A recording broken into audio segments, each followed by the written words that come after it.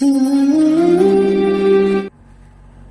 اللہ الرحمن الرحیم۔ تمام حمد کی تسبیح ہے اس پاک ذات کے لیے جس نے ہر شے کو عدد میں گن رکھا ہے، اور درود و سلام محمد و آل محمد پر جو ہر شے کے عدد کو جانتے ہیں۔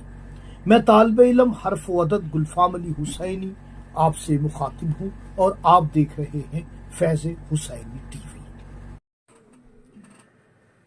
محمد و آل محمد کی محبت اللہ پاک نے اپنی مخلوق پہ فرض قرار دی۔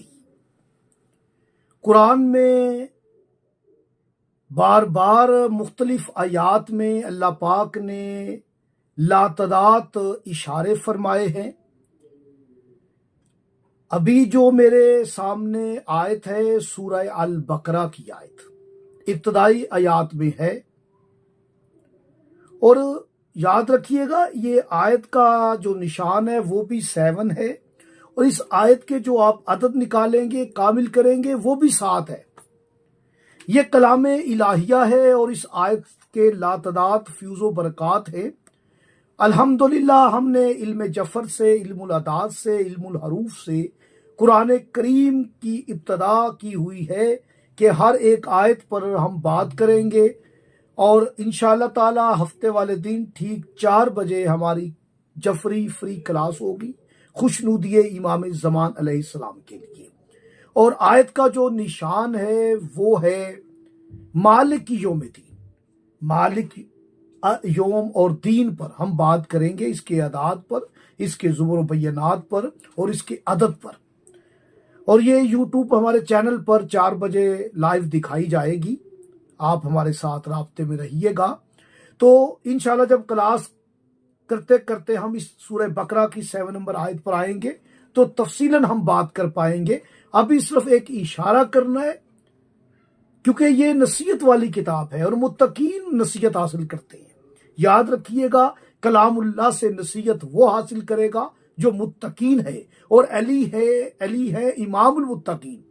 علی مولا متقین کے امام ہیں، جو علی والے ہیں وہ یہاں سے نصیحت حاصل کریں گے۔ غور و فکر کرنے والی کتاب ہے، اور یاد رکھیں کہ اللہ پاک نے اس کی 7 نمبر آیت کے جو خالص حروف رکھے ہیں وہ بھی 18 رکھے ہیں، اور اس پر جو نقطے رکھے ہیں وہ بھی 18 رکھے ہیں۔ انشاءاللہ میں وضاحت کروں گا، اور اس کا کچھ ترجمہ اس طرح ہے کہ اللہ نے ان کے دلوں پر مہر لگا دی، ان کے صرف دلوں پر نہیں، ان کے کانوں پر بھی مہر لگا دی، ان کی آنکھوں پر بھی لگا دی، پردہ ڈال دیا، اور ان کے لیے ہے عذاب عظیم۔ یاد رکھیے گا یہ اشارہ ہے، علی بادشاہ کی حب رکھنی ہے دل میں، یہ نہیں رکھیں گے۔ علی بادشاہ کا ذکر سننا ہے، ان کے کانوں کو گوارا نہیں ہے، اور آنکھوں پہ پردہ ڈال دیا۔ پیغمبر اعظم غدیر خم پر بازو بلند کر کر کے دکھائیں، انہیں نظر ہی نہیں آئے گا، کیونکہ اللہ نے پردہ ڈالا ہوا ہے ان کے کفر کی وجہ سے، اور ان کے لیے عذاب عظیم تیار کر رکھا ہے۔